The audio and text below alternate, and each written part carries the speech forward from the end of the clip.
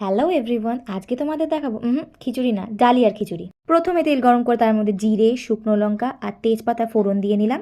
একে একে কেটে রাখা সবজিগুলো, আলু, টমেটো আর কুমড়ো দিয়ে ভালো করে নেড়ে চেড়ে নিলাম। তারপর দিয়ে দিলাম হলুদ গুঁড়ো আর চেরা কাঁচা লঙ্কা, জিরে গুঁড়ো আর গ্রেট করা আদা।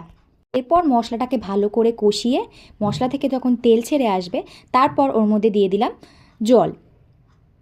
জল দিয়ে নেড়ে চেড়ে ওর মধ্যে দিয়ে দিলাম মুগ ডাল আর ধুয়ে রাখা ডালিয়া।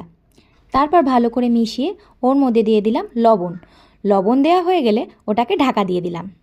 তারপর কিছুক্ষণ পরে ঢাকা খুললেই দেখো কি সুন্দর ফুটে উঠেছে আমাদের ডালিয়া। লাস্টে একটুখানি উপর থেকে ঘি ছড়িয়েই রেডি আমাদের সুন্দর আজকের ডালিয়ার খিচুড়ি।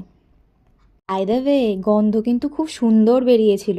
মাঝে মাঝে খিচুড়ির জায়গায় এটাও একটু টেস্ট করে দেখতে পারো, তোমাদের কিন্তু অবশ্যই ভালো লাগবে। আজকের ভিডিও এইটুকু, দেখা হচ্ছে নেক্সট ভিডিও। টাটা।